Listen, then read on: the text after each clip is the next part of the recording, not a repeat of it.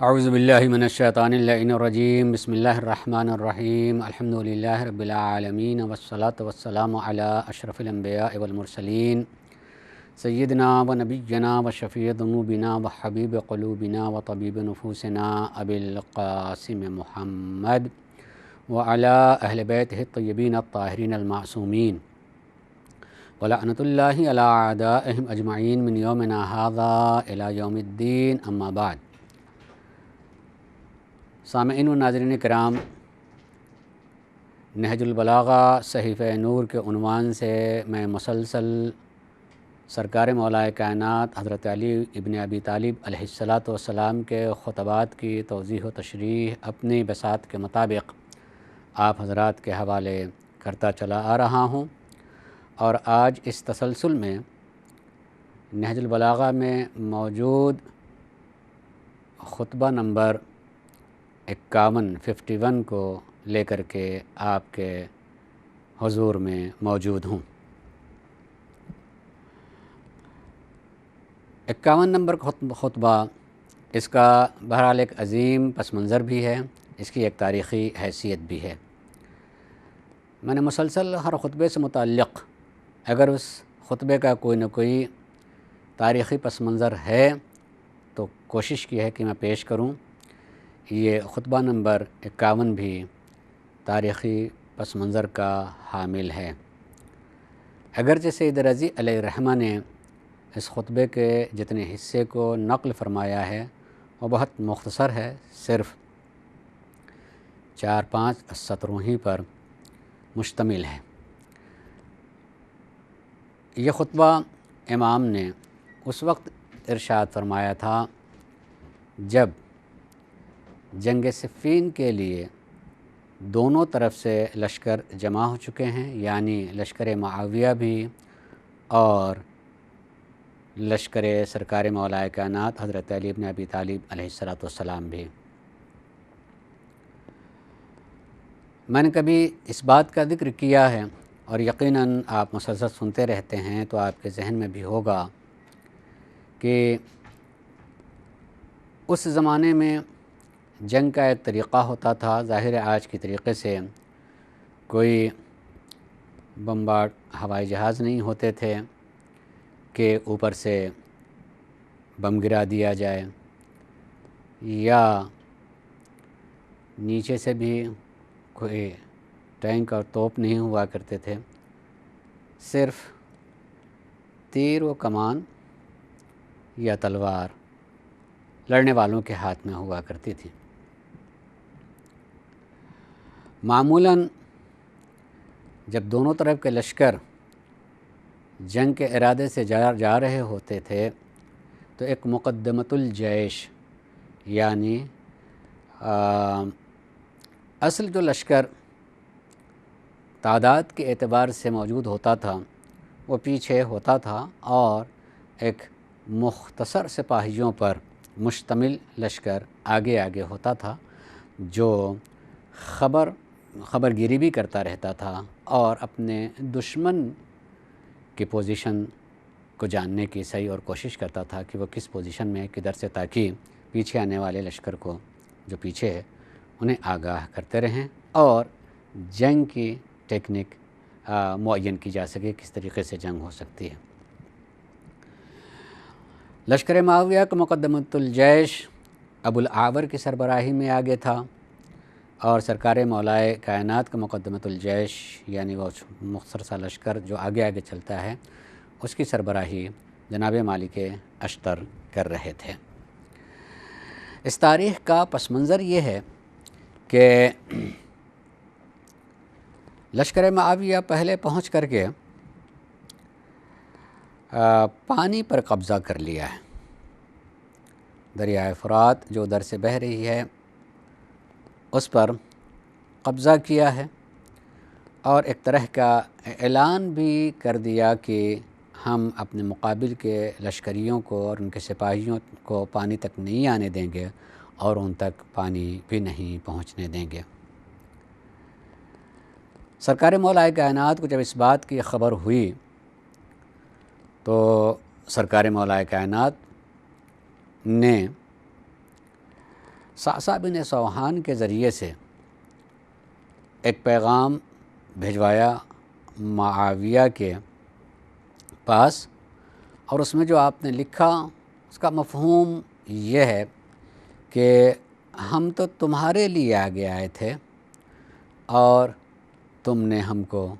اپنے لشکر اور پانی کے بیچ میں گویا حائل کر دیا ہے، یعنی گویا مسئلہ اب اس حد تک بڑھ چکا ہے کہ اب ہمیں پانی پہ لڑنا ہوگا، جبکہ بات پانی کی نہیں تھی، بات ہماری اور تمہاری تھی، اور اس بنیاد پر اور ان چیزوں کو لے کر کے ہم مد مقابل تھے۔ اب تم نے مقصود لڑنے کا بنا دیا کہ پانی پہ لڑ جائے کہ کون زیادہ مضبوط اور کون پانی پہ قبضہ باقی رکھ سکتا ہے اور کون جو اس قبضے کو چھڑا سکتا ہے، اور کون زیادہ محکم مضبوط ہے کہ قبضہ کر کے وہ اپنے اختیار میں لے سکتا ہے۔ جب یہ پیغام معاویہ تک پہنچا ہے جناب صعصع بن سوحان کے ذریعے سے، تو معاویہ نے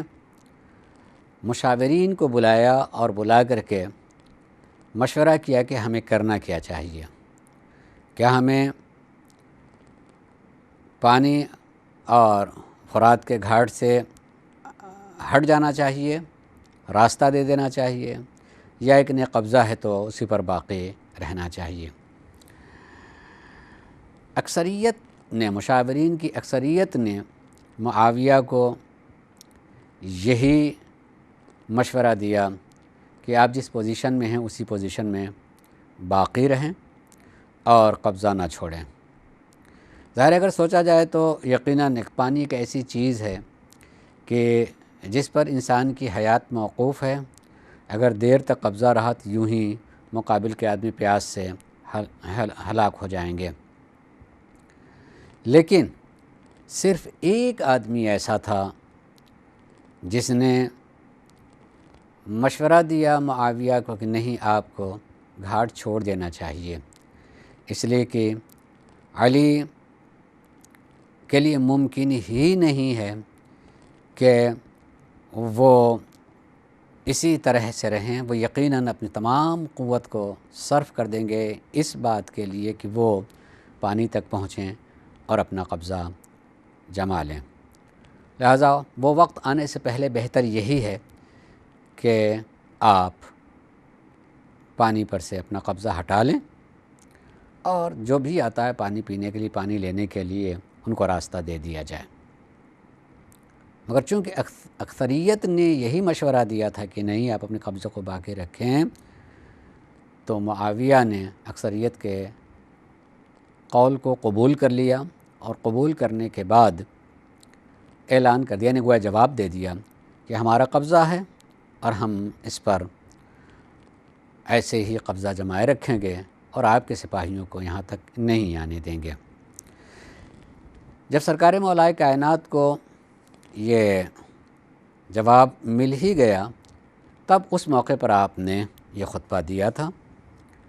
اور یقیناً اس میں بہت اہم پیغام ہے۔ اگر ہم اس تاریخی پس منظر کو سامنے رکھیں تو صرف یہی بات سامنے آتی ہے کہ سرکار مولا کائنات اب گویا اپنے سپاہیوں کو جوش دلائیں گے کہ تمہیں قبضہ کرنا چاہیے ہے اور پیاسے کیسے رہ سکتے ہو۔ لیکن امام نے جو جملے استعمال فرمائے ہیں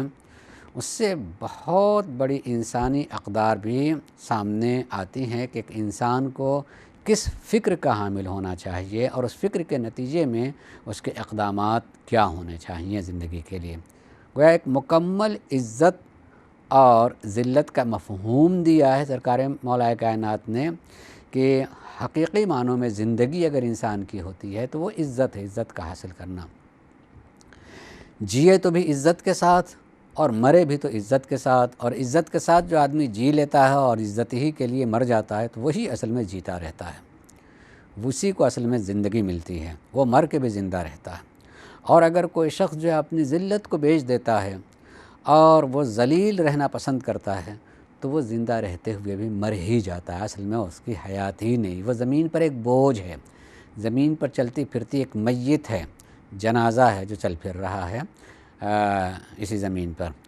امام نے ایک مفہوم دیا ہے کہ جہاں اپنے اپنے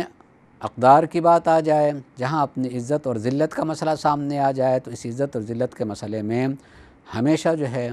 عزت کو سامنے رکھنا چاہیے ہے۔ اگر جینے کے ساتھ یعنی اگر ہمیں عزت کے ساتھ جینا مل رہا ہے تو یقیناً سکون سے جی لینا چاہیے، اور اگر اس عزت کے ساتھ جینے کے لیے کہیں کسی چیز کا مقابلہ کرنا پڑ رہا ہے تو اپنے اندر وہ شجاعت اور ہمت بھی جمع کرنا چاہیے کہ ہم اپنے اس شجاعت اور ہمت اور اس اپنے اقدام کے ذریعے سے عزت کی زندگی حاصل کر سکیں، یا عزت کے ساتھ اس دنیا سے آنکھ بند کر لیں اور آغوش لحد میں سو جائیں، مگر عزت کے ساتھ موت حقیقت میں زندگی کا عنوان رکھتی ہے۔ اس موقع پر جب امام کو یہ جواب مل جاتا ہے تو جواب ملنے کے بعد جو ہے جو دونوں طرف کے مقدمۃ الجیش تھے، یعنی لشکر معاویہ کا مقدمۃ الجیش آگے چلنے والا لشکر کا وہ حصہ اور ٹکڑا جس کی سربراہی ابو الاعور کر رہا تھا، اور سرکار مولائے کائنات کی طرف سے مقدمۃ الجیش جس کی سربراہی جناب مالک اشتر کر رہے تھے، امام نے حکم دیا کہ اب سمجھنا چاہیے ایک دوسرے ان سے، اور جب جناب مالک اشتر کے سربراہی میں مقدمۃ الجیش کا دونوں طرف کے مقدمۃ الجیش کا مقابلہ ہوتا تو اس وقت ابو الاعور نے جو مقدمۃ الجیش معاویہ کا سربراہ تھا، ایک حکمت سے گویا اس نے پیچھے ہٹنے کو مناسب سمجھا، اور پیچھے ہٹ کر کے صرف پیچھے نہیں ہٹا بلکہ پیچھے ہٹ کر کے اور اس دریائے فرات کے گھاٹ سے بہت قریب ہو کر کے اپنے قبضے کو مضبوط کر لیا۔ ایسے موقع پر سرکار مولا کائنات نے اپنے لشکریوں کو بلایا اور آپ نے خطبہ ارشاد فرمایا ہے۔ غور کیجئے گا سرکار مولا کائنات کے ان الفاظ کو، اس میں بہت معنی پایا جاتا ہے اور حقیقت میں پیغام ہے قیامت تک کے لیے۔ یہ کہا جا سکتا ہے کہ سید رضی علیہ الرحمہ نے نہج البلاغہ کو منظم و مرتب کر کے ایک عظیم سا تحفہ آنے والی نسلوں کو، قیامت تک کے آنے والی نسلوں کو پیش کیا ہے کہ جو کوئی بھی اس کو پڑھتا رہے گا، مطالعہ کرتا رہے گا، اپنے علمی زندگی میں اس کو قریب رکھے گا، علمی اور عملی زندگی میں، تو یقیناً اسے معراج انسانیت تک پہنچنے کا موقع مل سکتا ہے، اور یقیناً انسان صرف شکل و صورت کا انسان نہیں ہوگا بلکہ وہ ارتقاء میں انسان کی انتہائی بلندی کو بھی پا سکتا ہے۔ امام کے خطبے کے جتنے حصے کو سید رضی علیہ الرحمہ نے نقل فرمایا ہے وہ شروع یہاں سے ہوتا ہے۔ امام اپنے سپاہیوں کو مخاطب کرتے ہوئے ارشاد فرما رہے ہیں کہ قد استطعموکم القتال، دیکھو معاویہ نے تمہیں جنگ کی دعوت دے دی ہے۔ حقیقت میں اگر دیکھا جائے تو اس نے کوئی حملہ نہیں کیا ہے، یوں تو جنگ کے لیے دونوں آئے ہیں مگر ابھی اس نے حملہ نہیں کیا ہے، لیکن یہ اعلان کر دینا کہ ہم پانی تک آپ کے کسی سپاہی کو پہنچنے نہیں دیں گے اور نہ کسی طریقے سے پانی آپ کے سپاہیوں تک آنے دیں گے، یہ خود کہہ دینا اعلان جنگ ہے۔ امام نے جب اس کے جواب کو پا لیا، اپنے قاصد کو بھیجا اور بھیج کر کی بات کہی کہ ہمارا نقطہ نظر جنگ کا الگ ہے، تم نے پانی کو کیوں موضوع بنا لیا کہ ہم پانی پہ لڑیں، کہ دیکھیں کون کتنے طاقت والا ہے، پانی کون لے لیتا ہے، کون اس کو حاصل کر لیتا ہے۔ تم نے مقصود یہ پانی کو بنا لیا ہے کہ اب طاقت کو آزما لیں اسی میں کہ کون پانی پہ قبضہ باقی رکھتا ہے اور کون جو چھوڑا لیتا ہے۔ ہمارا موضوع یہ نہیں تھا، ہم آئے تھے دوسرے نقطہ نظر پر، اس نقطہ نظر کے لیے ہماری جنگ تھی اور جنگ رہے گی، مگر تم نے ایسا، اور جب اس نے جواب دے دیا کہ نہیں یہی تو ہمارا قبضہ اور یہ قبضہ باقی رہے ہی گا، تو جیسے ہی یہ جواب ملا تو امام جمع کر کے جملہ ارشاد فرما رہے ہیں کہ اس نے تمہیں دعوت دے دی جنگ کی آواز اس نے بلند کر دی، آؤ کر لو، گویا کہ ایک الگ سے مطمئن نظر بنا لیا ہے کہ پانی دیکھتے ہیں ہم باقی رکھتے ہیں اس پر اپنا قبضہ، کہ آپ ہمارے قبضے سے پانی کو چھڑا لیتے ہیں اور ادھر آ جاتے ہیں۔ قد استطعموکم القتال، تمہیں دعوت دے دی ہے جنگ کی معاویہ نے۔ اب امام اس کے بعد کہتے ہیں کہ دیکھیں اس کا دو ہی نتیجہ ہوگا، اگر جب تمہیں دعوت دے دی ہے، آواز بلند ہی کر دی ہے معاویہ نے جنگ کی، تو دو باتیں سامنے ہیں، یا تو تم ذلت پہ راضی ہو جاؤ اور ذلیل ہو کر کے رہو، اور جو تمہاری حیثیت، وقعت، شان و شوکت اور تمہاری منزلت ہے، تمہاری حیثیت ہے، جس درجے پہ تم ہو اس درجے سے اپنے کو پست ہو کر کے زندگی کو اس درجے پہ گزارو۔ یہی دو چیزیں آئیں گی۔ اگر تم جنگ کی آواز پر لبیک نہیں کہتے ہو اور جنگ کے لیے اپنے اسلحے کو نہیں اٹھاتے ہو، تو یا تو تمہیں اپنی حیثیت سے پست ہو کر کے جینا ہوگا، اور یا ذلت کے ساتھ، یعنی پست ہو کر کے جینے کا مطلب ہی ذلت ہے، مگر دونوں چیزیں امام نے استعمال کی ہے، پستی کی زندگی اور ذلت کی زندگی تمہیں گزارنی ہوگی۔ ایک مرحلہ یہ کہ اگر تم اس کے اس اقدام پر جو اس نے دعوت دے دی ہے جنگ کی، اگر تم خاموش رہتے ہو تو یا خاموش رہنے کا نتیجہ ذلت و پستی ہوگی، یا اگر تم دوسرا راستہ چاہتے ہو کہ ذلت و پستی سے تم اپنے کو نکال سکو، محفوظ کر سکو، عزت پالو، عزت کی زندگی گزارو، تو دوسرا کام تمہیں کیا کرنا ہوگا؟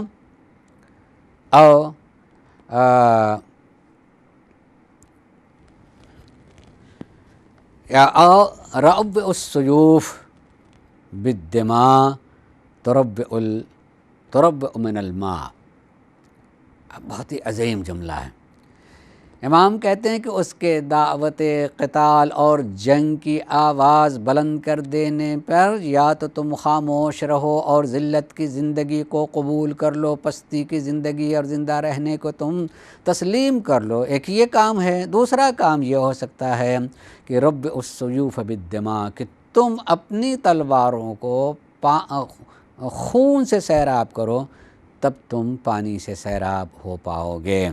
جس پانی کو تمہارے اوپر بند کر دیا گیا ہے، اس پانی تک پہنچنے کے لیے اور اپنے پیاس کو بجھانے کے لیے پہلے تمہیں اپنی تلواروں کو دشمن کے خون سے سیراب کرنا ہوگا۔ جب تم دشمن کے خون سے اپنی تلواروں کو سیراب کر دو گے تو تم پانی سے سیراب ہو جاؤ گے۔ مطلب امام کہنا چاہتے ہیں کہ اب تمہیں اپنی شجاعت کا مظاہرہ کرنا ہے، اب تمہیں اپنی قدرت کا مظاہرہ کرنا ہے، اور یہ مظاہرہ اس لیے کہ تمہیں اپنی عزت کے ساتھ جینا، ذلت کی زندگی نہیں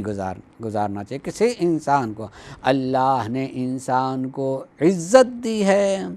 اور اس عزت کے بقا کی خاطر ضروری ہے کہ انسان بقائے عزت کے لیے ہر طرح کا اقدام کرے، ہر طرح کی قدرت اور قوت کا استعمال کرے، اس قدرت اور قوت کا جس سے اپنی حفاظت اور اپنی عزت کی حفاظت انسان کر سکے۔ لہٰذا امام نے کہا کہ دو ہی راستے ہیں، یا تو خاموش رہو اور خاموشی کا نتیجہ ذلت، ذلیل ہونا اور پستی ہے، یا یہ کہ پھر اپنی تلواروں کو خون سے سیراب کرو، تبھی تم پانی سے سیراب ہو پاؤ گے۔ چونکہ امام نے پہلے جملے میں کہا کہ ذلت ہے، خاموش رہنا ذلت ہے، یقیناً خاموش رہنا ذلت ہے، ذلت کی زندگی خاموش رہ گئے تو اس کا مطلب تمہارے پر پانی بند کر دیا، تم جیسے چاہو مرو، جیو، پیاسے رہو، بھوکے مرو، پیاسے مرو، یہ ذلت کی زندگی ہے۔ اللہ نے انسان کو عزت دی ہے، اور اس سلسلے میں معصوم کا فرمان ہے کہ پروردگار عالم نے اپنے بندے کو جن چیزوں کو دیا ہے اس پر اس کو اختیار بھی دیا ہے، بہت ساری چیزوں کو عطا کر کے اس پر اختیار دیا کہ اپنے اختیار سے جو ہے اس کو استعمال کر سکتا ہے۔ مال و دولت سے نوازا، مال و دولت کو انسان اپنے اختیار سے کہیں خرچ کر سکتا ہے، چاہے تو اس کو اپنے بچوں پہ خرچ کرے، اپنے دوستوں پہ خرچ کرے، اپنی زندگی میں جس کو دینا چاہے دے سکتا ہے، اس کو اختیار ہے۔ کہیں اللہ نے نہیں کہا نہیں تم خرچ نہیں کر سکتے ہو، اختیار دیا۔ لیکن معبود نے دو تین چیزوں میں انسان کو اصلاً عطا کرنے کے بعد اختیار نہیں دیا ہے اس چیز پر، اس کو اپنی ہی چیز اور اپنا ہی سرمایہ قرار دیا ہے۔ ان میں سے ایک ہے عزت۔ اللہ نے انسان کو عزت دی ہے، مگر عزت دینے کے بعد کبھی انسان کو اختیار نہیں دیا ہے کہ وہ اپنی عزت کے خلاف اپنے اختیار سے کوئی اقدام کرے۔ ذلیل ہو، کوئی ایسا کام کرے جس سے اس کی عزت میں کمی آئے، وہ ذلت کی طرف بڑھے، کہیں پروردگار عالم نے اس کی اجازت نہیں دی اور نہ اس کا اختیار دیا۔ یعنی اگر کوئی شخص یہ کرتا ہے تو وہ عظیم گناہ کا مرتکب ہوتا ہے۔ جو انسان اپنی عزت کے خلاف کوئی بھی عمل کرے تو معبود اس کو پسند نہیں کرتا، اسے گناہ شمار کرتا ہے کہ تم نے یہ گناہ کیا کہ اپنی عزت کی حفاظت نہیں کی، تم نے اپنی عزت کو ذلت میں بدل دیا ہے۔ یہ قطعاً اور قطعاً پروردگار عالم کو منظور نہیں ہے کہ میری دی ہوئی یہ عظیم دولت اور سرمایہ جو عزت کے نام سے میں نے انسان کو دیا، اپنے بندوں کو دیا ہے، وہ اپنی عزت کے خلاف کوئی اقدام کرے اور اپنی عزت کو ذلت کے بدلے میں بیچ دے، قطعاً اس کو اختیار نہیں ہے۔ اگر دیکھا جائے تو سرکار مولا کائنات خود بھی عزت کی زندگی کی دعوت دے رہے ہیں، اور ابھی میں انشاءاللہ اشارہ کروں گا ایک جملے پڑھنے کے بعد کہ اگر ہم آپ کے فرزند ہمارے آقا اور امام حضرت سرکار سید الشہداء امام حسین علیہ الصلوۃ والسلام کو بھی دیکھا جائے تو کربلا کے بھی سارا کا سارا سبق یہی ہے، حفاظت عزت۔ عزت کے ساتھ مر جانا ذلت کی زندگی سے بہتر ہے، یہ سرکار سید الشہداء کا مشہور ترین قول ہے۔ ہیہات من الذلہ، امام جو کہہ رہے ہیں کہ مجھ کو جو ہے بیعت کے لیے کہا جا رہا ہے، مجبور کیا جا رہا ہے کہ میں بیعت کروں، وہ بھی ذلیلوں کے طریقے سے، یا یہ کہ میں اپنی تلوار اٹھا لوں۔ حیات من الذلہ، ہم سے ذلت دور ہے، ہم عزت کے ساتھ مر جائیں گے مگر ذلت کے ساتھ زندہ نہیں رہ سکتے ہیں۔ اس میں بھی امام نے یہی ارشاد فرمایا ہے، نتیجہ یہ نکلتا ہے، ذرا سا غور کریں امام کے قول کو۔ امام فرماتے ہیں کہ اس کے اس دعوت جنگ پر یا تو تم ذلت کی زندگی گزارنے کے لیے خاموش رہو، پستی کی زندگی گزارنے کے لیے خاموش ہو جاؤ، یا یہ کہ اپنی تلواروں کو ان کے خون سے سیراب کر لو تو تمہیں پانی مل جائے گا، تم پانی تک پہنچ جاؤ گے، تم گھاٹ پر قبضہ کر لو گے اور پانی تمہارے قبضے میں رہے گا۔ میں یہی چاہتا ہوں کہ ایک بات بتا دوں کہ یقیناً امام کے اس خطبے کے بعد حقیقی معنوں میں امام کے سپاہ میں بے انتہا جوش آیا ہے اور بڑی شجاعت کے ساتھ حملہ کیا اور گھاٹ پر قبضہ کر لیا۔ لیکن کیا قبضہ کر لینے کے بعد امام کے سپاہیوں نے کہیں کسی نے مشورہ دیا ہو امام کو، یا امام نے خود اپنی طرف سے کوئی ایسا اقدام کیا ہو کہ جیسا ہمارے دشمنوں نے ہمارے لیے کیا تھا ویسے ہی ہم ان کے لیے کریں گے؟ اب تک ان کا قبضہ تھا، ہمیں پانی سے محروم کر رکھا تھا، اب ہمارا قبضہ ہو گیا ہے، ہم انہیں پانی سے محروم کر دیں گے اور ان کو یہاں تک نہیں آنے دیں گے۔ مجھے کہیں جھوٹی سے جھوٹی بھی کوئی روایت، یا جتنے بھی میں نے شارحین نہج البلاغہ کو پڑھا ہے اس میں سے کسی شارح نے اس بات کی طرف اشارہ نہیں کیا ہے،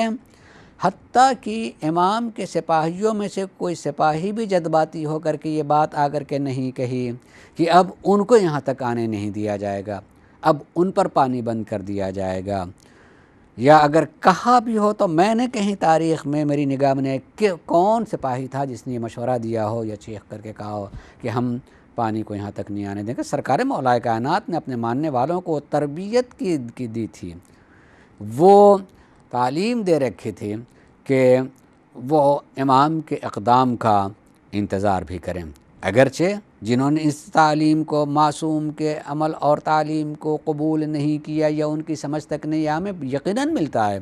کہ ان کے سپاہی میں سبھی جب 100% مطیع نہیں تھے۔ اگر سبھی 100% مطیع ہوتے، اطاعت گزار ہوتے تو امام نے اپنے سپاہیوں کی بہت جگہوں پر شکوہ کیا ہے، اسی نہج البلاغہ کے خطبات میں موجود ہے۔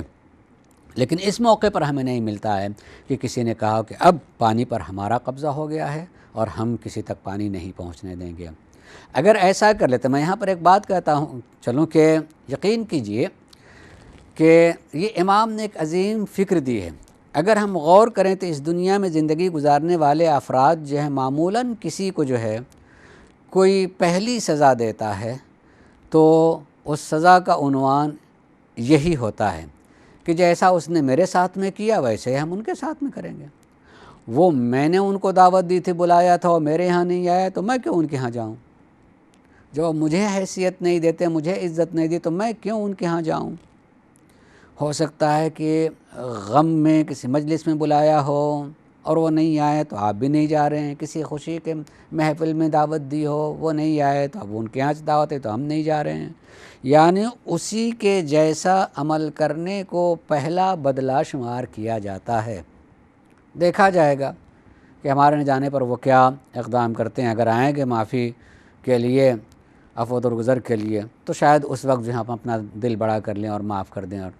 کہ چلیے کم سے کم ہم نے ان کو اپنے قدموں تک بلایا تو، سر جھکانے کے لیے کہا تو۔ میں گزارش کرنا چاہوں گا کہ یقین کیجئے معاف کر دینے والا ہی انسان جو ہے بڑا ہوتا ہے۔ اور وہ انسان کیسے بڑا ہو سکتا ہے کہ جو کسی کی چھوٹے پنے کی دلیل یہ دے رہا ہو کہ کتنا چھوٹا آدمی ہے، کتنا پست آدمی ہے، کتنا ذلیل انسان ہے، کہ ان کو ہم نے عزت کے ساتھ، اور وہ بھی ایک غم کی مجلس میں بلایا تھا اور نہیں آئے، اعلان نہیں آئے۔ تو اگر آپ اس کو اس بنیاد پر فکری اعتبار سے یا عملی اعتبار سے چھوٹا شمار کر رہے ہیں، تو ویسا ہی آپ بھی اس کے لیے کر رہے ہیں، تو آپ کہاں سے بڑے ہو گئے؟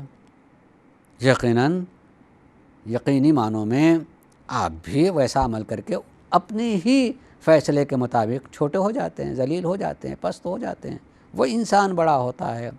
کہ جس نے اگر ہمارے ساتھ میں برائی کی ہو تو ہم اس کے ساتھ میں نیکی کریں۔ نیکی بہت بہت بڑا ہتھیار ہوتا ہے کسی کو واقعی ضرب لگانے میں، کسی کے ذہنی اور فکری تبدیلی کے لیے اخلاقی تلوار بہت ہی تیز ہوتی ہے اور بہت ہی زود اثر بھی ہوتی ہے۔ کون نہیں جانتا سرکار حضرت امام حسن مجتبیٰ علیہ السلام کے دروازے پر معاویہ ہی کی طرف سے بھیجا ہوا انسان آ کر کے دروازے پر آواز دے کر کے، اسی دروازے پہ کھڑے ہو کر کے برا بھلا کہہ رہا ہے، ایسے موقع کو تو انسان قطعاً فراموش نہیں کرتا اور فوراً جواب دینا چاہتا ہے کہ یہ میرے گھر پہ آ کر کے کچھ نہیں ہوا ہے، دروازے کو کھٹکھٹا کر کے دق الباب کر کے اور باہر نکلے انسان اور ایک دم سے برا بھلا کہنے لگے، آدمی برداشت کیسے کرے گا؟ مگر تاریخ یہ کہتے کہ امام حسن مجتبیٰ نے جب اس کے بد کلامیاں سنی ہیں اور وہ جیسے ہی تھوڑی دیر اپنی زبان کو روکتا ہے تو امام نے پوچھا، بھائی تم لگتا ہے کہ اس شہر میں اس جگہ پر اجنبی ہو، اور اجنبی ہونے کی بنیاد پر شاید تم کو کہیں رہنے کی جگہ نہیں ملی، اس لیے پریشان ہو گئے ہو اور پریشانی میں اس طرح سے بول رہے ہو، تو آؤ میرا گھر حاضر ہے، میں تمہیں رہنے کے لیے جگہ دیتا ہوں۔ ممکن ہے کسی نے تمہیں کھانے کے لیے نہ پوچھا ہو، تمام مسلمان بستی اور کسی نے کھانے کے لیے نہ پوچھا ہو، آؤ میں تمہیں تمہارے کھانے کا اہتمام انتظام کرتا ہوں۔ امام نے مسلسل اخلاقیات کو اور وہ امور کہ جو انسان کو جیت لیں وہی پیش کرتے رہے، اسی طرح کی گفتگو کرتے رہے، اور دو چار جملوں کے بعد ہی وہ اچانک فوراً ہی جو ہے اپنے سر کو امام کے قدموں پہ رکھ دیتا ہے، اور یہ کہتے ہوئے کہ یقیناً آپ فرزند رسول ہیں، آپ ہی فرزند رسول ہیں۔ اتنا بڑا اور اتنے عظیم اخلاق کا مظاہرہ وہی رسول کر سکتے ہیں یا فرزند رسول کر سکتا ہے؟ دروازے پہ آ کر کے برا بھلا کہنے والا اس کو جواب اخلاق میں ملتا ہے تو یقینی طور پر وہ انسان بدل جاتا ہے۔ ہم معمولاً ایسے ہی کرتے ہیں، اپنے گھر میں اپنے خون کے رشتوں میں بھی اس طرح سے ہوتا ہے۔ وہ چھوٹا ہو کر کے میری بات کو اس نے تسلیم میرے دروازے پہ نہیں آیا، چھوٹا ہوتے ہوئے اس نے مجھے دعوت نہیں دی، اس نے مجھ سے نہیں کہا، میں بھلا کیوں جاؤں؟ بھائی اگر چھوٹا ہوتے ہوئے اس نے ایسا کیا تو آپ بڑے ہوتے ہوئے بھی وہی کر رہے ہیں، تو آپ کہاں کیسے بڑے ہوئے؟ آپ اپنے کردار کی وجہ سے چھوٹے سے بھی چھوٹے ہو گئے، اس لیے کہ آپ عمر کے لحاظ سے بڑے تھے، آپ کو اس بڑکپن کا بھی، اس بڑے ہونے کا بھی خیال کرنا چاہیے، تاکہ عمر کے اعتبار سے بڑائی خود بڑکپن میں بھی تبدیل ہو جائے، کردار کے اعتبار سے بھی بڑے ہوں، ورنہ بڑا ہو کر کے آدمی اس کا عمل اور کردار چھوٹا ہے، پست ہے، تو بڑا انسان نہیں ہو سکتا ہے۔ مگر ہم معمولاً ایسا ہی کرتے ہیں کہ جس نے جیسا کیا اس کے ساتھ میں ایسا ہی کیا جائے، مگر تاریخ یہی بتاتی ہے کہ سرکار مولا کائنات حضرت علی بن ابی طالب علیہ السلام نے ان کے قبضے سے فرات کو لے لینے کے بعد جو ہے ایک لمحے کے لیے وہ ان کے سپاہیوں کے لیے پانی بند نہیں کیا۔ اگر وہ پانی بند کر دیتے تو واقعاً جنگ جو ہے تبدیل ہو جاتی ہے ایک نئے مقصد کے لیے، کہ پانی پہ لڑے تھے۔ اگر جو ہے تاریخ کہتے کہ ٹھیک معاویہ نے برا کیا تھا تو آپ نے بھی تو وہی کیا، نعوذ باللہ، کہ آپ نے آخر وہ سب کے سب انسان ہی تو تھے۔ اگر آپ کا کوئی نظریہ اور تھا، اس نظریے کے خاطر جنگ کر رہے تھے، اس نظریے کو پہنچانے کے لیے، اس نظریے کی بقا کے لیے جنگ کر رہے تھے، اور رہتی دنیا تک اپنے نظریے کی سچائی ثابت کرنے کے لیے جنگ کر رہے تھے، تو پھر پانی کو مسئلہ بنا نہیں لینا چاہیے۔ سرکار مولا کائنات نے پہلے لمحے ہی میں ایسا کیا تاکہ ہم مقصد سے دور بھی نہ ہونے پائیں، اور دوسرا بعد میں ہمارے لیے کسی طرح کے خیالات کا اظہار، منفی خیالات کا اظہار بھی نہ کرنے پائیں۔ اس لیے امام نے پانی قبضہ پاتے ہی سب کے لیے پانی آزاد رکھا کہ جو پیاسا ہے پانی یہیں سے لے گا، اور اصل مقصد پر جنگ جاری رہے گی جب تک ہم اپنے مقصد کو، اپنے مطلب کو، اپنے نظریے کو اور اپنی سچائی اور حقیقت کو نہ پہنچا دیں یا ثابت نہ کریں، جنگ یقیناً باقی رہے گی۔ تو امام نے پہلا جملہ فرمایا کہ رب السیوف بالدماء، دوسرا تمہارا یہ کام ہے کہ اپنی تلواروں کو خون سے سیراب کرو، تو رب بالماء من الماء، تبھی تم پانی تک پہنچ پاؤ گے اور پانی سے تم سیراب ہو پاؤ گے۔ اور نتیجہ اس کا کہ اگر انسان اتنی جرأت کا مظاہرہ کرتا ہے، اپنی عزت کے مرحلے کو اور مرتبے کو اور حیثیت کو اور وقعت کو جان لیتا ہے، تو اس کو یہ کرنا ہی پڑے گا، اور جب ایسا کر لے گا تو ظاہر دو ہی نتیجے سامنے آئیں گے، یا تو ایسا کرنے والا دشمن کے تلوار کی زد میں آ کر کے آنکھ بند کر لے گا، یا یہ کہ دشمن کو اپنی تلوار کی زد میں لے کر کے اس کا خاتمہ کر دے گا، اسے ہلاک کر دے گا، دو ہی کام ہوگا۔ تو امام دونوں کو کامیابی بتا رہے ہیں، عزت کی بقا کے لیے، اپنے درجے اور اپنی عظمت کے بقا کے لیے، اور ذلت اور پستی سے بچا کر کے جینے کے لیے اگر انسان اپنی تلوار کو خون سے سیراب کرنے کے لیے آگے بڑھتا ہے، تو امام نے اس کے لیے کہا کہ دونوں نتیجے میں سے کوئی بھی نتیجہ اس کے سامنے آئے تو وہ اس کی حقیقت معنوں میں زندگی ہوگی۔ امام فرماتے ہیں فالموت فی حیاتکم مقہورین، اگر تم زندہ بھی رہ گئے تو تم مردہ ہو، اگر مغلوب ہو گئے یعنی تم نے اپنے ہاتھ کو ہاتھ پہ رکھ لیا اور کہا نہیں بھائی ہم تو نہیں لڑ سکتے، ہم نہیں لڑیں گے، اور مغلوب ہو گئے، ظاہر ہے جس نے قبضہ کیا تھا وہ غالب آ گیا اور وہاں تک نہیں پہنچنے دیا۔ تو اگر تم زندہ رہ بھی گئے لیکن زندہ رہنے کی صورت میں حقیقی معنوں میں تم زندہ نہیں ہو، فالموت فی حیاتکم، تمہاری وہ زندگی بھی موت ہے اگر تم مغلوب ہو گئے، یعنی اپنے مقصد کو تم نے نہیں پایا۔ لیکن اسی کے بعد دوسرا جملہ اس کے والحیات فی موتکم قاہرین، اور اگر تم غالب آ گئے یعنی جس مقصد کے لیے اقدام کیا تھا اس کے لیے تم آگے بڑھے اور غلبہ پا گئے، اس قبضے کو ہٹا دیا اور تم قابض ہوئے،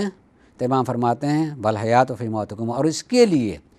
کہ اس غالب آنے کے لیے تم نے اپنی جان بھی دے دی، تو وہ جان دینا نہیں، وہ جان دینا موت نہیں ہے، اس موت میں بھی تمہاری زندگی ہے، اس لیے کہ عزت کے بقا کے لیے تم نے اپنی جان دی ہے، تو جو عزت کی راہ میں جان دے دیتا ہے مر کے بھی زندہ رہا کرتا ہے۔ اپنی یعنی اگر ہم فلسفہ کربلا کو پڑھیں تو پورا کا پورا یہی پیغام ہے۔ ایک باپ نے یہ اعلان کیا تھا ایک جنگ کے موقع پر، ایک فرزند عملی کر کے جو ہے وہی کربلا میں بتایا اور رہتی دنیا کو یہ درس دیا ہے۔ اور ائمہ کے ایک ہی درس ہے، اور پہلے امام ہوں کہ تیسرے امام ہوں کہ آخری امام ہوں، یہی درس ہے سب کی زبان سے اسے کلمات بدلے ہوئے ہیں کہ معنی مفہوم یہ ایک ہی ہوگا کہ اللہ نے تمہیں عزت دی ہے اور عزت کی زندگی گزارنا تمہارا حق پہنچتا ہے۔ اگر کوئی تمہارے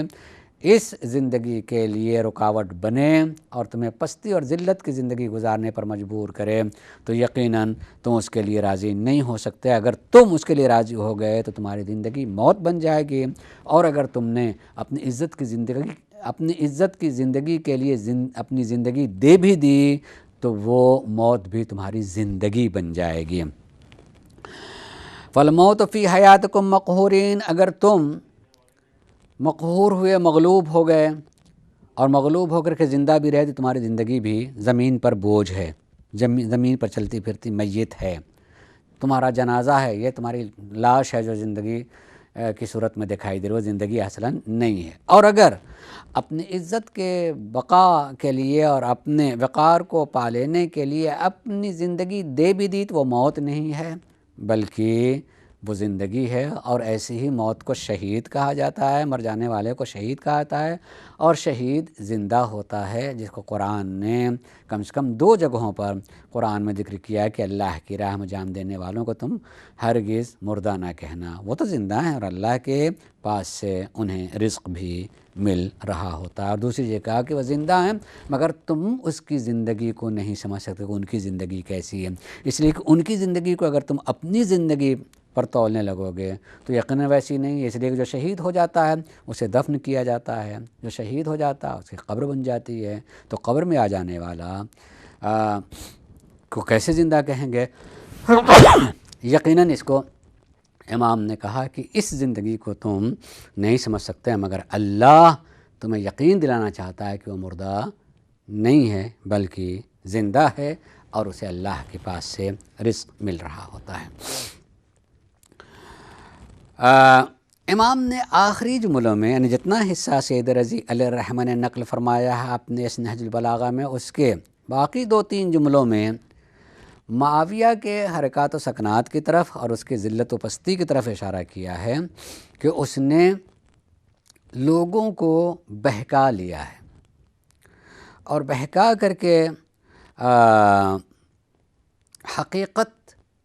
پر پردہ ڈال کر کے، سچائی پر پردہ ڈال کر کے انہیں دوسری چیزیں بتائی ہیں، بے خبر رکھا ہے، اور اس قدر بے خبر رکھا اور دوسری چیزوں کے اتنی سچی چیزیں بتا کر کے کہا ہے کہ اس کے ساتھی جو ہیں اس کی راہ میں مر جانے کو فخر کے طور پر قبول کر رہے ہیں، جان دے دینے کو قبول کر رہے ہیں۔ آئے میں اس کا تھوڑا سا پس منظر پھر بتاؤں۔ امام اشارہ کر رہے ہیں کہ کس طریقے سے معاویہ نے اپنے لوگوں کو بے خبر رکھا ہے۔ اس سے پہلے والے خطبے میں بھی ایک بات امام نے کہی تھی کہ کسی معاشرے میں فتن و فساد کے وجوہات کیا ہو سکتے ہیں، کن بنیاد پر کن وجوہات کی وجہ سے کیا وجوہات ہوتے ہیں فتن و فساد کے۔ کسی معاشرہ، کوئی بھی معاشرہ فتنے میں مبتلا کیوں ہوتا ہے، کسی بھی معاشرے میں فسادات کیوں پھیل جاتے ہیں؟ امام نے اس کے لیے فرمایا کہ انسان آرزوؤں کا پابند ہو جاتا ہے، اپنی آرزوؤں اور خواہشوں کی پابندی کرنے لگتا ہے اور اس کی اتباع اور اطاعت کرنے لگتا ہے۔ جو آرزو اس کی ہے بس دل سے ہی چاہتا ہے کہ وہ پوری ہو جائے، اور اس راہ میں ہر طرح کی اطاعت و فرمانبرداری اس کی ہوتی ہے اپنے خواہشات کی، یا یہ کہ وہ نئی چیزیں دین میں لا کر کے لوگوں کو دین بنا کر کے پیش کرتا ہے۔ بدعتیں جب شامل ہو جاتی ہیں تو یقیناً سماج اور معاشرے میں فتن و فساد بھی پھیل جاتا ہے۔ اگر حقیقت میں دیکھا جائے تو یہ پہلی وجہ جو امام نے فرمائی ہے کہ فتن و فساد کا سبب ایک خواہشات کی اتباع اور پیروی ہے۔ اگر معاویہ کو دیکھا جائے تو اس کی سب سے بڑی خواہش یہ کہ میرے ہاتھ سے حکومت نہ جانے پائے۔ شام اتنی بڑی حکومت ہے، علی کی بیعت ہو چکی ہے، اور امام نے خطبے میں یہ بھی ارشاد فرمایا تھا کہ جن طرح کی بیعتوں کو تم نے تسلیم کیا امام ماننے کے لیے، اس سے کہیں اعلیٰ معیار پر میری بیعت ہوئی ہے۔ تو تم اپنی ہی دلیل کو سامنے رکھتے ہوئے جو حق سمجھ رہے تھے اس کی بنیاد پر میں حق ہوں، تمہیں میری اطاعت میں آنا چاہیے۔ لیکن اس چیز سے لوگوں کو بے خبر رکھنے کے لیے بہانہ کیا بنایا گیا؟ بہانہ یہ بنایا گیا کہ تیسرے خلیفہ قتل کیے گئے ہیں اور اس قتل میں ہاتھ نعوذ باللہ ثم استغفر اللہ علی کا ہے، کہ ان کے دامن تک عثمان کے خون کا دھبا جاتا ہے۔ یقین دلا دیا، اور یقین دلا کر کے اس کو مذہب بنا لیا جاتا ہے، اس کو دین بنا لیا جاتا ہے کہ جو خلیفہ رسول کا قتل کر دے، کیا اس کے قتل کے لیے بڑھنا عبادت نہیں ہے؟ کیا یہ جہاد نہیں ہے؟ کیا اس راہ مر جانے والا شہید نہیں ہے؟ اتنا اس کا پروپیگنڈا کیا جا رہا ہے کہ امام کہہ رہے ہیں کہ لوگوں کو حقیقت سے بے خبر رکھ کر کے، اور اس قدر بے خبر رکھا ہے، اور دوسری چیز کا اتنا یقین دلا دیا گیا ہے کہ انسان اس بے خبری میں جس چیز کو کہا جا رہا اس کو سچ اور حقیقت مان کر کے اس منزل تک آگے بڑھ چکا ہے کہ جان دینے کے لیے بھی تیار ہے، مر جانے کے لیے بھی تیار ہے۔ اس لیے کہ اس کا ایک ایمان اور عقیدہ بن گیا ہے کہ ہم مر نہیں رہے ہیں بلکہ اللہ کی راہ میں شہید ہونا۔ اگر مر جاتے ہیں تو مرنا نہیں ہے، اللہ کی راہ میں شہادت، اور شہادت جینے کے مترادف ہے۔ اس چیز کو امام نے فرمایا کہ وَإِنَّ مُعَاوِيَةَ قَادَ لُمْعَةً مِّنَ الْغُوَاةِ، کہ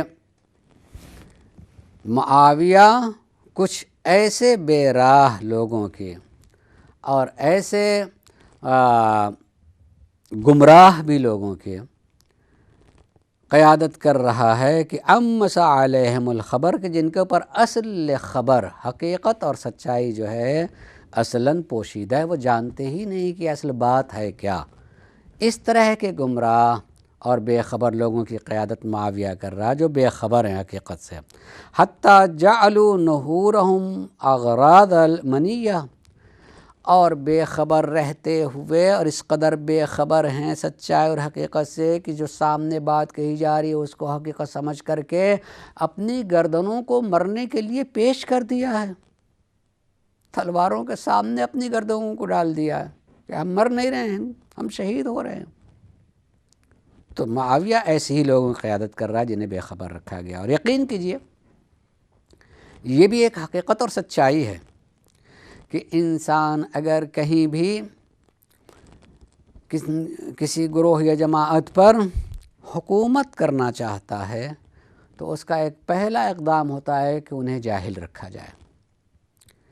آج بھی اگرچہ دنیا بہت ترقی کر گئی ہے، مگر آج بھی آپ کو کہیں نہ کہیں مل جائے گا کہ کسی بھی اعتبار سے اگر کوئی گھرانہ، کوئی کچھ افراد خانوادہ نسلاً بعد نسل جو ہیں سماج اور معاشرے پر حکومت کرتے چلے آئے ہیں، وہ اپنے سماج اور معاشرے کے افراد کو تعلیم سے دور رکھتے ہیں۔ اس لیے کہ جس دن یہ زیور علم سے آراستہ ہو جائیں گے، ہماری حقیقت ان پر واضح ہو جائے گی، اور اسی طریقے سے خود ان کی اپنی بھی حقیقت اپنے اوپر واضح ہو جائے گی، اور سمجھ لیں گے کہ اللہ نے ہم کو بھی عزت دی ہے تو کچھ کسی کے ذلت میں ہم کیوں رہیں، ذلیل بن کر کے کیوں زندہ رہیں۔ یہ ایک کام کیا جاتا ہے کہ جن پر حکومت کریں ان کو جاہل رکھا جائے۔ جب وہ جاہل رہیں گے تو یقیناً وہ ہمارے مطیع بھی اور اطاعت گزار بھی رہیں گے، جیسا کہا جائے گا ویسا تسلیم کرنے کے لیے تیار بھی رہیں گے۔ سرکار مولا کائنات کے خطبات کے اتنے ہی حصے کو سید رضی علیہ الرحمہ نے نقل فرمایا ہے، مگر میں چاہوں گا کہ اس بات کا تذکرہ کروں کہ امام نے جس موضوع کو چھیڑا ہے، یعنی جس کی طرف عقل و شعور انسانی کو دعوت دی ہے، وہ ایک وقتی مسئلہ نہیں تھا بلکہ ایک دائمی مسئلہ تھا، اور وہ ہے عزت اور ذلت کا، عزت کی زندگی، عزت کی موت، اور اصل و حقیقت عزت کو سمجھنا اور اس کو اپنی دولت اور اپنا سرمایہ جاننا۔ اللہ نے انسان کو عزت دی ہے، عزت اللہ کی طرف سے ایک عطا ہے، ایک نعمت ہے، ایک دولت ہے، اور ہر انسان کو حق حاصل ہوتا ہے کہ وہ عزت کے ساتھ زندگی گزارے۔ کیوں ذلت کی زندگی گزارے گا؟ کیوں ذلیل رہے گا وہ کسی کے ہر بات پر آمنا و صدقنا کہنے کی؟ اللہ نے اسے شعور دیا، اللہ نے اس کو عقل سے نوازا ہے، اللہ نے اسے عزت کی دولت دی ہے، لہٰذا اس کو اپنے سرمایہ کی حفاظت کرنے کا حق پہنچتا ہے۔ میں نے ذکر کیا تھا کہ اس کو مزید وضاحت کے ساتھ سرکار سید الشہداء حضرت امام حسین صلی اللہ علیہ وسلم نے اس وقت بھی اپنے لفظ میں دہرایا جب اسی کے پوتے یعنی خود معاویہ کا بیٹا یزید، اسی کے بیٹے یزید نے جب سرکار مولا کائنات کے فرزند ہمارے امام سرکار سید الشہداء حضرت امام حسین صلی اللہ علیہ وسلم سے بیعت طلب کی ہے، تو اس موقع پر امام نے جو جملے ارشاد فرمائے تھے تاریخ میں آج موجود ہیں، لا واللہ لا اوتیکم بید اعطاء الذلیل ولا اقر لکم اقرار العبید۔ امام فرماتے ہیں کہ میں اپنا ہاتھ تمہارے ہاتھ میں ذلت کے ساتھ نہیں دے سکتا۔ تمہارے ہاتھ میں ہاتھ دے کر کے یعنی بیعت دینے کا مطلب ذلت کی زندگی گزارنا ممکن ہی نہیں ہے کہ میں اپنے ہاتھ کو اس طریقے سے جیسے ایک ذلیل انسان ہاتھ دے دیتا اور ذلت کی زندگی گزارنے پر راضی ہو جاتا ہے، میں اپنے ہاتھ کو تمہارے ہاتھ میں نہیں دوں گا ذلیل بن کر کے۔ اور ایسا بھی نہیں ہو سکتا کہ جو تم کہو کہ یہ مان لیا جائے اور یہ مان لیا جائے۔ امام فرماتے ہیں کہ لا اقر لکم اقرار العبید، اور تمہاری ہاں میں ہاں نہیں ملاؤں گا ویسے جیسے ایک غلام اپنے آقا کے لیے ہاں میں ہاں ملا رہا ہوتا، اسے حق ہی نہیں ہوتا ہے کہ وہ سمجھ بھی لے کہ یہ صحیح نہیں ہے تو وہ اپنے آقا کے خلاف جائے۔ میں کیوں تمہیں آقا اور میں اپنے کو غلام بنا لوں؟ یہ ممکن ہی نہیں ہے۔ ہاں، ایسے موقع پر کسی نے امام کو بعد میں آ کر کے سمجھانے کی صحیح اور کوشش کی تھی کہ آپ یزید اور اس کی طاقت کو نہیں سمجھ پا رہے ہیں، بڑی دشواریاں سامنے آئیں گی اور وہ دشواریاں ہو سکتا ہے کہ موت کی صورت میں بھی ہو، موت کی صورت میں ہو سکتی ہے، لہٰذا ضرورت ہے کہ آپ اس وقت جو ہے اس کی بیعت کر لیں۔ امام نے اس کی آنکھ میں آنکھ ڈال کر کی بات کی، افا بالموت تخوفنی، تم مجھے فرزند علی کو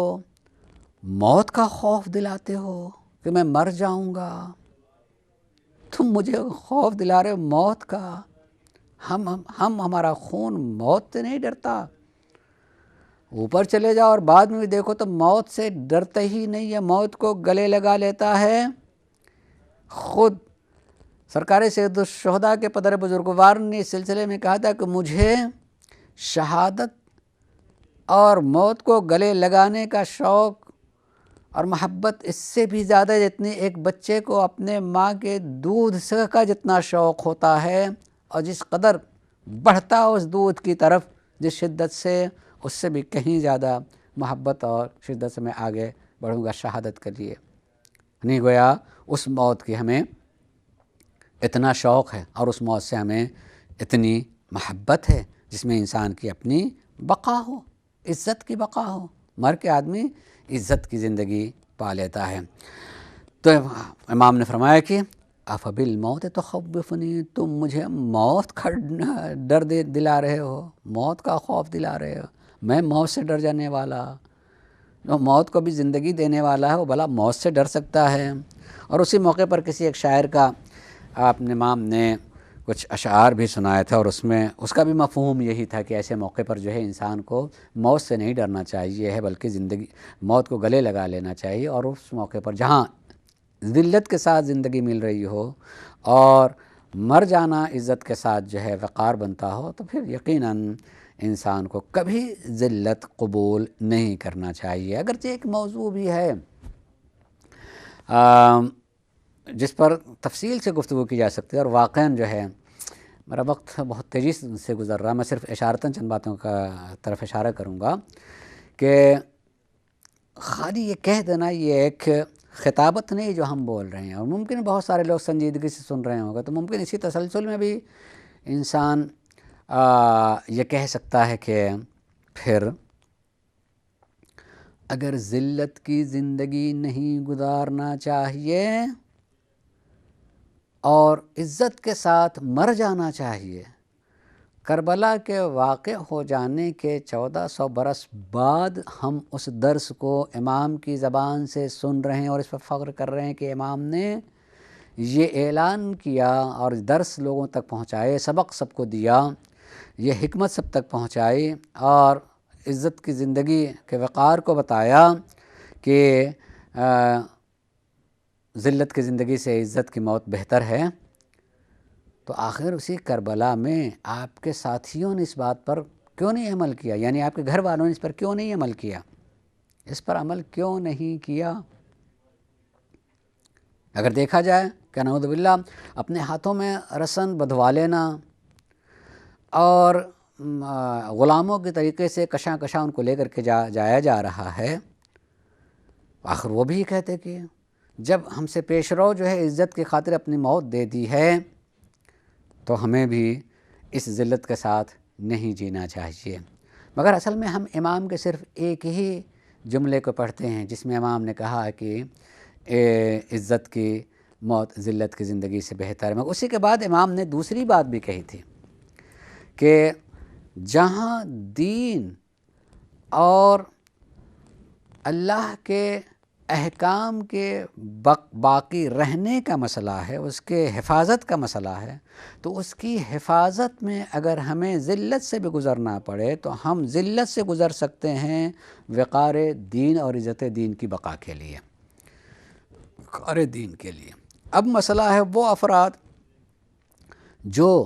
بعد کربلا یہ سمجھ رہے ہیں کہ ہم نے ان کو ذلیل کر دیا ہے، ان کے ہاتھوں میں رسن باندھ دی، ان کو کھینچ کر کے لے کے جا رہے ہیں غلاموں کے طریقے سے، سارا مجمع نعوذ باللہ ہنس رہا ہے اور یہ پریشان حال ہیں، یہ اپنے خیال میں جو ہیں انہیں ذلیل کر رہے ہیں، مگر وہ جن کے ہاتھوں میں رسن بدھی ہوئی ہے انہیں جو کشاں کشاں لے کے جایا جا رہا ہے، وہ یقین کر رہے ہیں کہ یہ جو ہم ظاہری ذلت کو برداشت بھی کر رہے ہیں تو بقائے دین اور وقار دین کی خاطر سے جس نے عزت دی ہے وہی انجام میں بتائے گا کہ ذلت کس کی ہوئی اور واقعاً عزیز کون ہے۔ اگر میں یہیں پر ایک جملہ کہہ دوں کہ سرکار حضرت زینب کبریٰ سلام اللہ علیہ نے اپنے خطبے میں یہی بات کہی تھی کہ تمہیں جتنی بھی صحیح کوشش کرنی ہے یزید صحیح کوشش کر لے، اور جو تو کچھ کر سکتا ہے وہ سب آزما لے، لیکن یاد رکھ کہ لا تمحو ذکرنا، تم ہمارے ذکر کو مٹا نہیں سکتے ہو۔ یعنی جناب حضرت زینب کبریٰ سلام اللہ علیہ نے یہ اعلان کر دیا کہ جس کے ہاتھ میں عزت ہے وہی نتیجہ دکھائے گا، کہ جو یہ سمجھ رہا ہے کہ ہم نے ان کو رسن بستہ کر کے نعوذ باللہ ذلیل کر دیا ہے، وہ ایک دن آئے گا اور وہ دن آ گیا، اور شاید میں یہ کہہ سکتا ہوں کہ شاید اسی لیے جناب زینب کبریٰ نے مدینہ چھوڑ کر کے شام کا رخ کیا، تاکہ وہیں پر ہم انجام میں بتائیں گے کہ اسی شام کی سرزمین پر تمہاری قبر کا بھی پتہ نہیں ہوگا، تخت و تاج تو دور کی بات، تمہاری قبر کا بھی پتہ نہیں ہوگا، اور ہماری قبر کے منارے کو لوگ دور سے سلام کر رہے ہوں گے، اور دنیا میں جینے والا جو بھی کہیں اپنی بے عزتی کا احساس بھی کرے گا تو عزت حاصل کرنے کے لیے ہماری چوکھٹ پہ آئے گا۔ گویا اسی سرزمین پر جہاں قید کیا گیا تھا، جناب زینب نے اپنی آخری سانس لے کر کے قیامت تک کے لیے بتایا کہ آج سمجھو کہ ذلیل کون ہے اور عزیز کون ہے، صاحب عزت کون ہے۔ اللہ جس کو عزت دیتا ہے کوئی اس کی عزت کو چھین نہیں سکتا، اور اس کے دین اور اس کو حکم کی خاطر جو انسان تھوڑی دیر کی ظاہری بے عزتیوں کو قبول کر لیتا تو اللہ اسے کتنی عزت دیتا ہے کہ انسان اس عزت کے سامنے اپنے سر کو جھکانے کے لیے تیار ہو جاتا ہے۔ تو امام نے بھی اس عزت کے مفہوم کو بتایا کہ ہر انسان جس دور میں بھی انسان کی عزت کا معاملہ آ جائے تو عزت کے معاملے کے مقابلے میں قطعاً کسی کو حق نہیں پہنچتا ہے کہ وہ اپنے کو ذلیل کرے۔ جیسے مثلا میں اس حدیث کو پڑھ دوں، اور یہ حدیث جو ہے امام جعفر الصادق علیہ السلام کی طرف سے ہے۔ آپ نے فرمایا کہ ان اللہ تبارک و تعالی فوض الی المؤمن کل شیء، اللہ نے ہر چیز کا اختیار اور تفویض کر دی، ہر چیز کو اللہ نے انسان کی طرف مومن کو تفویض کر دیا، اس کو اختیار دے دیا ہے اس پر، الا اذلال نفسہ،